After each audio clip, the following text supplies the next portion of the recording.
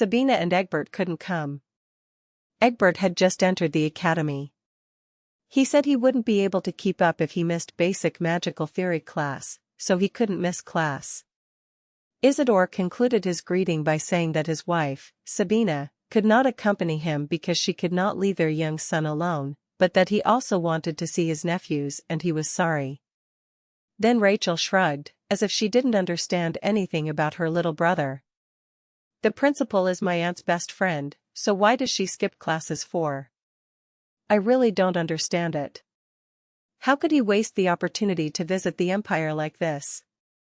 Make no mistake, everyone likes to play like you. Michelle snorted, as if she couldn't agree with her sister's words. You missed the academy classes, right? Actually, you wanted to come to the imperial capital for a visit. What are you talking about? I came to see my aunt, whom I deeply respect. Seeing that his daughters were arguing just like in Timora, Isidore shook his head in resignation, interrupted his daughter's conversation and spoke to his younger sister. Your second son, was it Noah? Noah? It's so cold outside that I couldn't take him out because I was afraid he would catch a cold. Come in quickly, brother. Noah will miss you too. What are you talking about? How can a child who hasn't even turned 1-year-old know what an uncle is? When Isidore, who took his sister's joke seriously, said something unexpected, Rachel covered her face and screamed as if she were embarrassed instead of her father.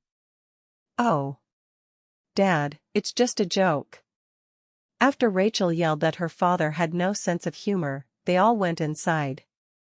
The welcome dinner, which also served as Isla's birthday party, was held in a small but cozy setting. Although there wasn't much talking, sometimes relationships can be comfortable without deep conversations. And blood ties were one of them. It was a completely different atmosphere than the meals of the past, when she expected her father to talk to her, but was worried about offending him if he did. And after dinner, Isla, who had received many gifts from her parents, uncle, and cousins, placed them in her room and stared at them blankly. The collection was full of toys and fashion items that teenage girls might enjoy, but Roderick also gave Isla a white horse, suggesting that she learn to ride when she had time. Of course, the horse couldn't enter the room, so it had to be kept in a stable. He had experienced a birthday in his past life before returning, but he didn't realize it was his birthday back then, so he didn't feel anything. So, in fact, today was his first birthday. Are you happy, miss? Lisa asked in a soft voice. His eyes brimmed with affection for the young woman he served. It was because Isla was so cute, just touching the gift with her eyes, afraid that it would fall apart if she touched it. Hey? It's okay, but it's amazing. It was about a family celebrating and commemorating the day of their birth. They even brought gifts for nephews and cousins they had never seen before, even from far away in a foreign land. I have something prepared for you too. But it's nothing special. Lisa blushed brightly and offered him a small gift box. Isla carefully opened the box he had offered her. Inside was a beautifully embroidered handkerchief. Did you embroider it yourself? Yes, my lady. When he stayed at our farm, he showed interest in crafts. Thank you, I'll keep that in mind. Isla embraced Lisa's gift with genuine gratitude. And then, a moment later, Laura, who couldn't just sit there watching her in delight, made a clear ahem gesture. It seemed like he was suggesting that Lisa leave, since they had something to discuss alone. Isla tried to ignore Laura's signs, pretending not to notice them, but her face became more and more gloomy, and she couldn't ignore them. Lisa, you must be tired today. You can go to your room to rest. Just tell Laura to get ready for bed. Ah, yes, miss. Good night. Lisa, who was not tired at all, nodded and made way for him. With the two alone, Laura began to comb Isla's long hair, telling her that she needed to take care of it. Then, as always, He whispered in her ear from behind, "Miss, you haven't forgotten all the good things everyone has done for you, have you? What is the real reason you came here?" "Here we go again," Isla blurted out in her mind, laughing. It was the same in his past life. Whenever they were alone, Laura constantly whispered these words to him. So Isla wouldn't change her mind. "You must not forget what he did to the master." "I haven't forgotten." Isla spoke with firmness in her voice. There was no way she could have forgotten what Byron did to her and her family.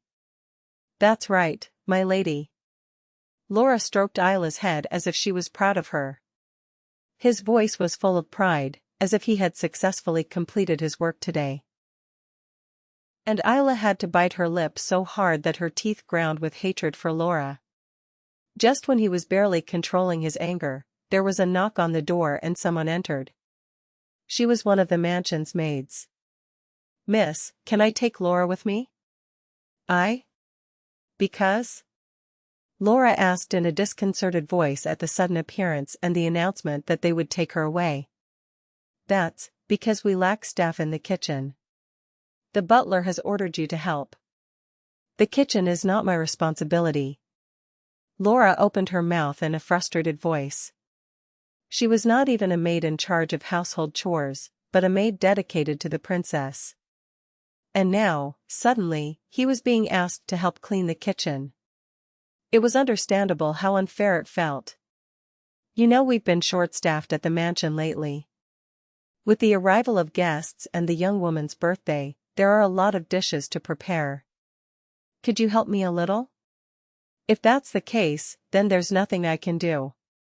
Laura nodded and looked at Isla, knowing that if she backed out because she wasn't in charge in this situation, her image in the mansion would suffer. "Don't do anything else and go to bed early." "Yes, I'm going to sleep." As Laura whispered in her ear, Isla nodded. And she, left alone, covered her mouth and giggled, feeling a little embarrassed. Wasn't the lack of personnel the fault of Laura and the forces that supported her? He felt like he had reaped what he sowed. But that smile didn't last long. Isla had to be alert, her surroundings tense and alert. He felt a faint presence somewhere. He strained his ears like a rabbit, searching for the direction of the sound. His keen senses quickly located its source. Inside the wall? So it's a secret passage? It was then that Isla turned her head urgently towards the entrance to the secret passage. With a creak, an arched doorway was revealed and someone entered the room. There is such a curious device in the mansion. I wonder what he does. It was his maternal uncle, Isidore. Brother. Could you investigate later and then step aside for now? We would like to enter too. Oh, yes. I'm sorry. As Isidore, embarrassed, smiled awkwardly at Isla and left the passage, his parents, who had not been able to enter because he was blocking their way, followed him with a sigh. Mother? Father? Even my uncle. What's happening? Isla blinked in confusion as she watched the scene. She wondered why Laura had been called suddenly for something else, and it turned out to be a surprise visit. Even so, he did not understand why not only his parents, but also his maternal uncle, accompanied them. Hello, Isla. Isidore raised his hand awkwardly in greeting, as if seeing her for the first time. It was evident that they had greeted each other during the day and had even had dinner together. Well, your parents told me. They said you had a curse. Would you mind if I, your uncle, took care of you for a moment? Hey? What? Isla asked with a lost look, not knowing what she was looking at. It was impossible for a curse to be visible. Actually, I'm researching curses. Not how to curse someone. I'm researching how to break a curse.